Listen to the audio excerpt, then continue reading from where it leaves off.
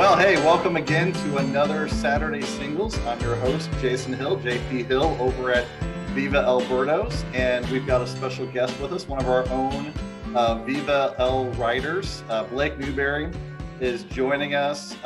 Recently married, Blake. Yeah. Congratulations, man. Yeah, thank you. Thank you. It's been good. How's married life treating you? It's been great. I graduated from college and then got married, and my job doesn't actually start till July 18th. So I pretty much have like a month and a half to just kind of enjoy being married and just kind of lay low and hang out for a little bit. So it's been great. Awesome. Fantastic. We had something similar. We got married, graduated, got married. We had about a month and a half until we had to move. And I just sat around doing nothing, basically. Yep. I watched a lot of Cardinals. That was a long time ago, though. You're young. I'm not young. That was 19. No, it was 2000. It was 2000. Okay, that's not too long ago. Well, 23 years, man. Were you even born then? Yeah, I was born in 1999. So. Okay. All right. Yeah. Oh, so much earlier than that. Yeah. Well, hey, it's great to have you with us, and great to do this again. I won't just for our listeners and readers, I won't do this every week. This is 2 weeks in a row.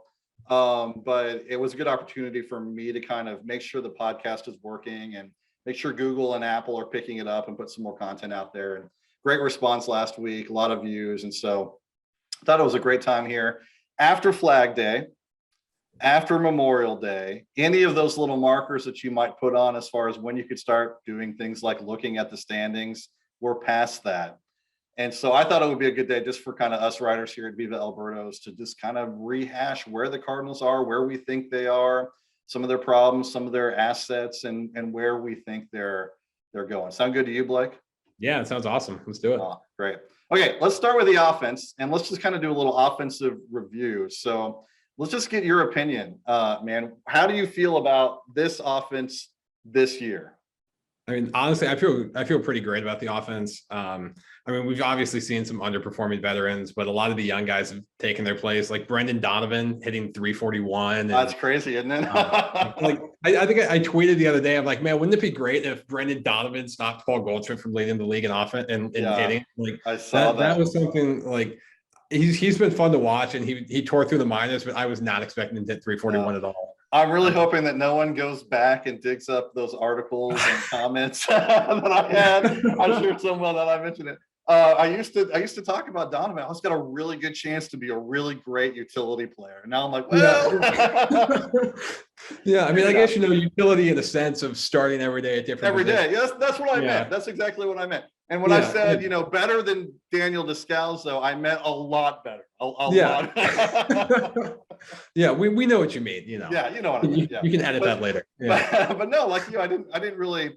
Well, one, I didn't necessarily think this kind of playing time would be available for him as far as starting almost every day. And it really takes something like what he's done, getting hot at the right time, at the right opportunity, for someone to kind of make their way from a bench role, a lefty kind of fill in here and there for some of our righties, for him to take advantage of that and then hit all at the same time. But it really kind of sounds like too that Donovan has been. It's almost like what Marmol and some of them expected once they got to watch him in spring training. Yeah. I remember those quotes where Marmol just was kind of just gushing about Donovan, and how just calling him a gamer and how he plays the game the right way and things like that. So I feel like he's definitely high, or the coaching staff was definitely high on him. So it's been great to see him come up and at least fulfill those exceed those expectations that they probably had for him. Yeah. So far, you mentioned the kids. We've got Gorman is hitting pretty well. I mean, from my stance, I know there's some people that are talking about how he hasn't hit yet or recently, and it's like, well, you mean like this week? I mean, what are you talking about? Yeah. But he's still pretty good. Yepez still looks pretty good. Donovan looks pretty good. Is this? I mean, are they all just hot? Is this what we should expect now? Normally, rookies don't come in and do this. No, I mean, normally they don't, but I mean, even when you look at, we'll start with Donovan again, like his approach to the plate looks really mature. He's seen a lot of pitches. He's not striking out a lot. He's still drawing walks. He kind of looks like I don't know if he hits 341 the whole year, but he's looking like he's going to be a solid contributor the rest of the way. And just the way that Yepez and Gorman tore up AAA and then have come up and had some success. Like, it's hard to see them at least fading to the point where they're kind of getting benched and not really playing or getting sent back down. Now, I mean, I know there's going to be a roster move when Corey Dickerson comes back, but I think that these three should just be expected to be producers at this point. Whether it's to the level that they're at right now, I don't know, but we've seen Yepes has had to adjust a little bit too, and he's still done. He hasn't done as well in the month of June, but he's still been fine. Yeah, he's been fine. I'm not super concerned by any of them because it seems like too along those lines, like it seems like they're not. It's not like Bo Hart where he's like doing something that you just. I mean, you wouldn't have expected. Even Tommy Edman, his rookie year, all those home runs. Where did that come from? I mean, none of these guys are doing things that are outside of their skill set. It's just that their skill set seems to be translating in a better way than we might have expected earlier than we would have expected, which gives me a lot of hope that maybe, again, prospect and analysts have maybe underrated what these guys really are. So yeah, exactly. I mean, it's not like Edmundo Sosa last year either, who was an above average hitter at the major league level after like literally never being an above average hitter in the minors. So right, because he got hit by so many pitches. That wasn't going to last. I mean, yeah. Like we could see that one coming back down to earth, but I don't see any like major red flags or overperformance issues from any of these three rookies. Yeah.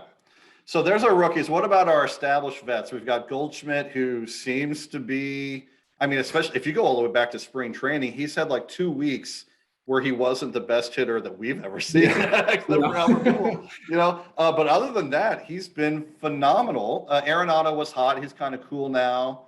What do you think about the core stalwarts of our offense right now? Yeah, I mean, I think they're great. I mean, obviously Goldie's a kind of a lineup anchor. Arenado's cooled off, but again, I mean, he's Nolan Arenado. I'm not super concerned about him the rest of the way. He'll heat up again at some point. Hopefully it's sooner rather than later. But even when you look in the outfield, like Tyler O'Neill has come back from his injury and he's in 10 games. I think he's reached base twice in 6 of those games. And he's been great to have. And Dylan Carlson was starting to get hot before his injury, and then he's come back and hit the ground running again too.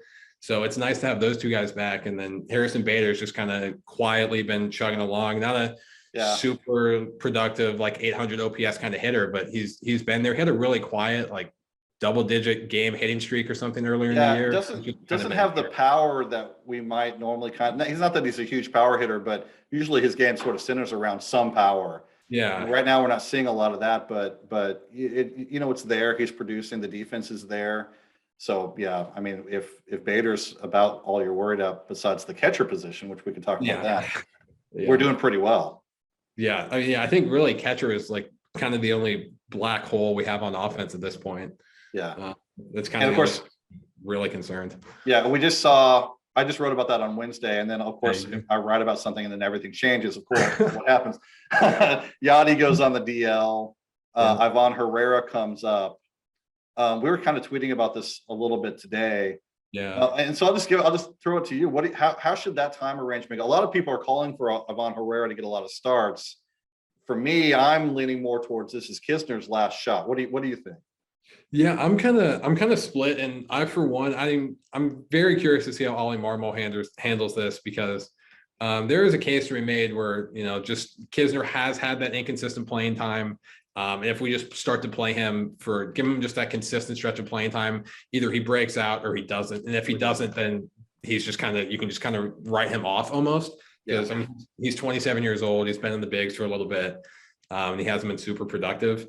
But another part of me wants to see how Herrera does in the majors, because he's done really well at AAA. I think he's hitting better at AAA than Kisner ever did. While doing it at age 22, right? Which is super impressive, but also the 22 years old and catching at the major league level, that's quite a big jump. So it is. I mean, I think I would lean more towards the side of giving Kisner some more starts, and kind of letting Herrera get his feet wet a little bit. And I mean, obviously, if Kisner gets 2 or 3 games and he's struggling, and then you play Herrera and he gets like a couple extra base hits, or he's starting to show some stuff at the plate, I think you can switch that over. And then how long Yachty's out, but I still think I would lean more on the Kisner side of things and just see how he does, just to make it easier to plan for the rest of the season. And you probably watched him a little bit more. You do some coverage on the minors for some other sites. I'm mostly a stats guy. I mean, I'll just be honest. I follow, like Kyle, I follow the gifts, and I've got some idea, but mostly it's stats-based analysis. From what you've seen and what you know of his stats, am I wrong in saying that we need to be patient with Herrera? I mean, the stats are there, But from what you've seen, do you feel like he's more ready than I seem to feel that he's ready? I would say he's almost ready. I'm not willing to come out and say that I think he should. Like, I've seen some people think he should come out and get the lion's share of playing time the rest of the year. Like, I wouldn't go that far. I think he has made at least an adjustment. I haven't seen a ton of his games, but even when you look at the stats page last year, I think he had like a 106 WRC plus in AAA, and a lot of that production was based on walks, and it's still based on walks a lot this year. But you've seen his actual hitting has been better this year, so that at least he's getting better at the plate in terms of hitting and not just walking, which I'm encouraged by. He's not striking out very much too. And that would be the argument against me. Like, if you wanted to push back against me, that's the one. Like I'm still sort of operating in that sort of coming into 2022 mindset where I was saying Herrera struggled early in AA and then shot up. That's what you want to see. So I came into AAA saying, okay, I'll probably struggle. He should struggle, more mature pitchers, but then maybe later in the season, you start seeing that rise. Yeah. But, I mean, the fact that he's not striking out very much, it's AAA batter pitchers aren't confusing him, which I thought they would. So, what do I know? I don't know anything. Yeah. So. I mean, we saw it last year with him. Like, like I say, he had like a 106 WRC plus in AAA when he got a little end of the year. Not like 20, 30 games or something like that. I don't think it was super long, and I would kind of consider that like almost his transition period. And then we saw him come into his own a little bit more this year in AAA. So I would expect a similar thing at the major league level. So I would almost like to see him get at least 100 plate appearances at some point this year at the major league level. I would be okay with that. That'd be good. His feet wet at the major league level. So just to give him that experience and give us a little bit of expectation for next year, because when Yadi's gone and Kisner playing the way he is, it would be nice for him to have some experience so he's more ready to take over the role. Yeah.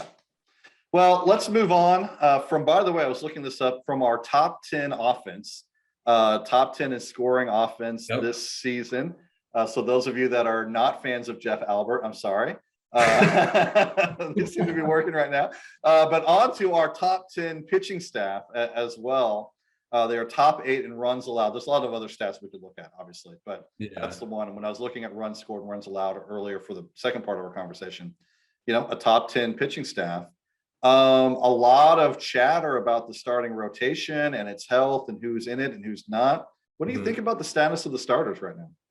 I think it looks a lot better with Jack Flaherty coming back, obviously, because we've seen the Cardinals have been just kind of trying out different starters or just bullpenning games for like 40% of their games while Matz and Flaherty have been out.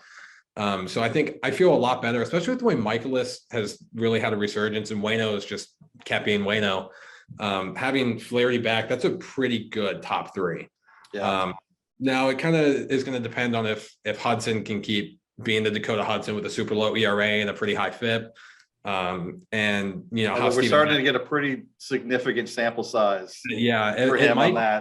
It might be just one of those weird things in baseball, but his ground ball rate's great. And I think that helps out a lot, but it's going to depend a lot, I think, too, on how things shake out when Matz comes back, because he wasn't super exciting in his first stint here before the IL.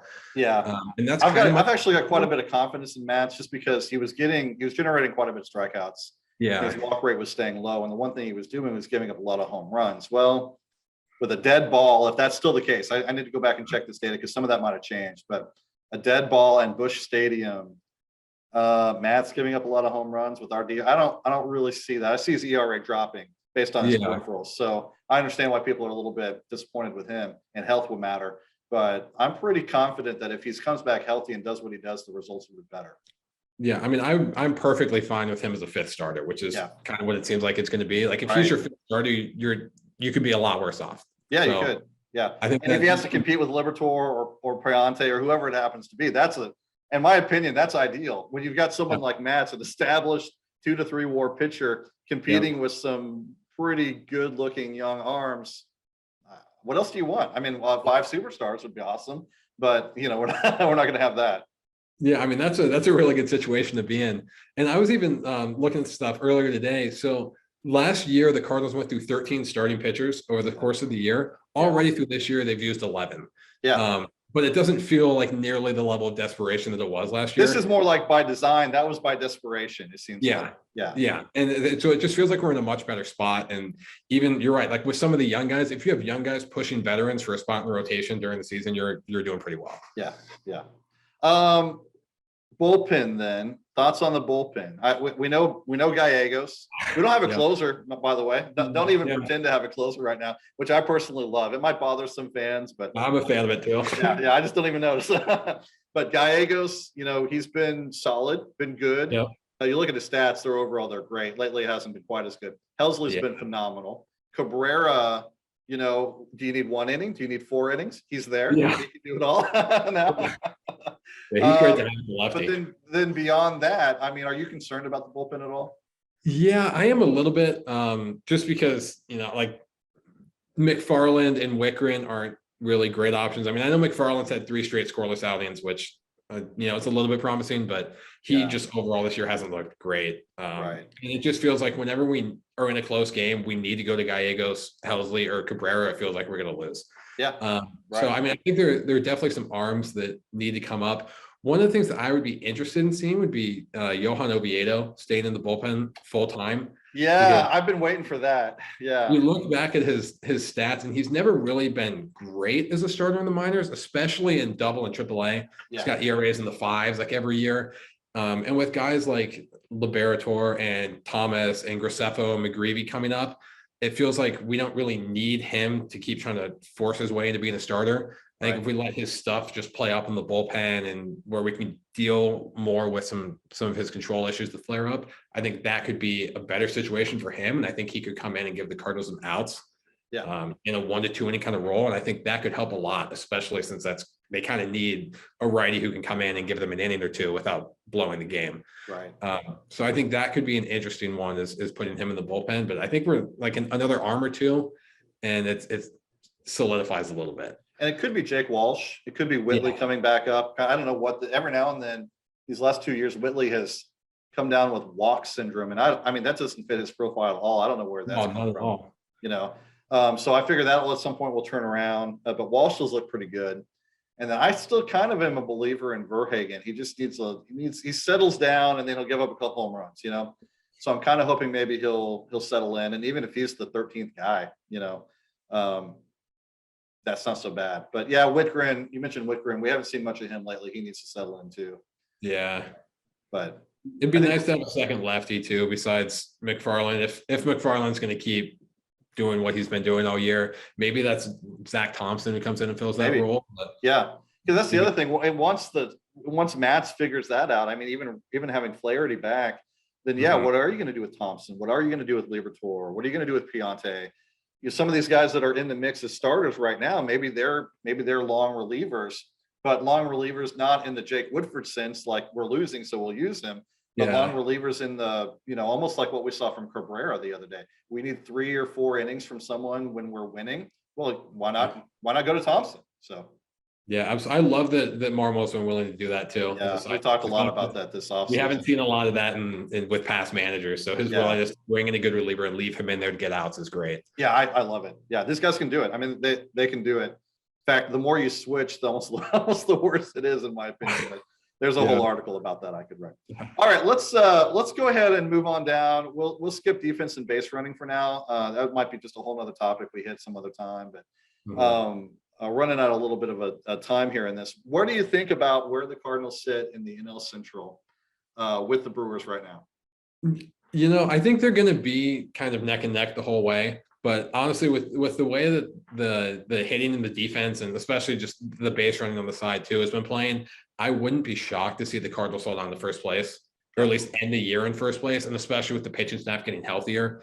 Like if it's been pitching the way that it has been with 2/5 of the rotation out and the bullpen struggling, or some relievers struggling the way they have, when it starts to get healthy and some of that depth gets pushed back into the bullpen a little bit, I think that's going to be big. So I would not be shocked to see the Cardinals win the division. Yeah. Especially since the Brewers lineup just isn't super compelling. Yeah. I kind of thought most of the season that it would sort of be like the Brewers and the Cardinals kind of chasing them, bumping up against them. And now, especially looking at like their runs scored, their pitching's been great, but they're not scoring runs. Their lineup isn't what it was. Yelich isn't bouncing back. At this point, it's been a couple of years. Yeah. And I almost kind of think that this is the Cardinals division to lose, I guess, Yeah.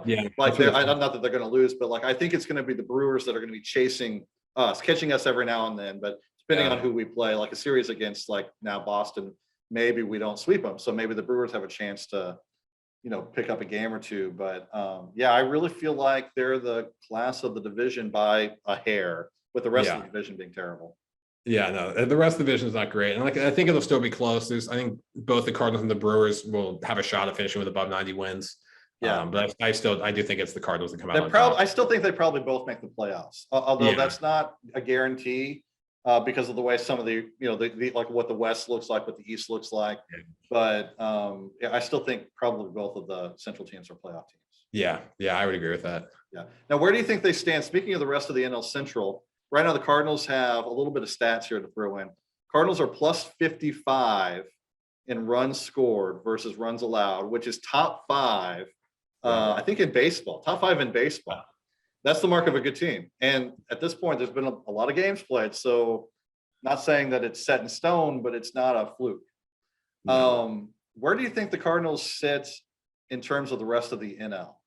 Like, are they as good as the Padres? Are they as good as the Mets? I don't know. It's, that's harder to tell because it's almost like where did they with the Braves on like a 14-game winning streak? Right. That's a good point. Yeah. Are they hot or are they good? It's hard to, and it's probably. By the way, on that, I lean towards good. But I agree. But I would say I don't think they're going to be the worst playoff team in the NL by a long shot. I think they're probably close to the middle of the pack, I'd say. Yeah. The Padres might see. I'm more convinced by the Dodgers in that division than the Padres. Yeah. Myself. Similar to last year, the Padres had the division lead early, and then the Dodgers just. And then the Padres just fell off. Yeah. Right. Yeah. So I mean, there's still a lot to be played, but I'd say they're pretty firmly in the middle of the pack. But would you put them ahead of the Giants? The Cardinals ahead of the Giants? Yeah, I think I would. I think I would too. Yeah, and I don't think that might be like a hair optimistic, but I don't think it's super optimistic, especially with the Cardinals ace coming back and the lineup being the way it is. I think that they can honestly compete with any team. Yeah. I wouldn't make them World Series favorites by a long shot, but they're the kind of team they're not going to go into a playoff series and get blown out. Yeah. It feels like at this point. So I think they could give anybody a run for their money. I think I'd probably go like you, Dodgers. Yep. Mets, Padres, maybe a full step below, but close. Yeah. And then I kind of like we're saying right now, I'd say it's pretty neck and neck between the Braves and the Cardinals, which I mean the Braves had an awfully good season last year. Yeah. So I mean, but with the Brewers, the Giants being kind of like a half step below, and maybe the Phillies might sneak up at some point, but that's pretty much it. But so I mean that's awfully good. Yeah, that's like pretty comfortably in fourth place there with the potential for more, depending on what happens with the Padres and the Mets down the stretch. So that's not at all a bad place to be in right now. And probably a better opportunity to build wins than almost any of those other teams, except for the Brewers, because the unbalanced schedule. The Mets don't get to play the Reds and the Cubs and the Pirates. Which is great. Yeah. So, I mean, even over the last 10 days, you look at the Cardinals and the Reds have been the best in the division of the last 10 days, going 5-5. If you combine the last 10 games for the Brewers, the Reds, and the Pirates, they've combined for a record of 3-27. Yeah. So they're all just super cold right now, which maybe it's a good time to play the Brewers with that series coming up. But yeah, maybe so. More series with the Pirates, the Cubs, and the Reds is going to be huge. Yeah. All right, man. Well, hey, this was a lot of fun, and glad you could join us. And I think maybe I'd like to get Gabe in on this a little bit too, and maybe work some. I don't know the new riders quite as well, but maybe work some of them a little bit, and I don't know, maybe get Scooter out of hiding. And there you go. But hey, it was fun, and we'll definitely, especially us BEBers, we'll do this a couple more times this year, and maybe some big events too, All-Star Game or Home Run Derby. We'll get together and do a longer one and have a long chat. So yeah, this was great. I'd love to do that. Yeah, great. Well, thanks, Blake. We'll look forward for your writing. Probably your next article's on Sunday, probably. Yeah, on Sunday. Yeah. Do you know what you're going to write about yet? Yeah, so I'm looking at the Cardinals' success with sinkers, and specifically what is making the best sinkers good and the worst sinkers bad. Oh, yeah. I was thinking about something similar with Hudson. So yeah, I'll let you take that one. That's gonna be a good read. So yeah. Well, from all of us at VEB, I didn't say this last week, but I guess I have to like and subscribe.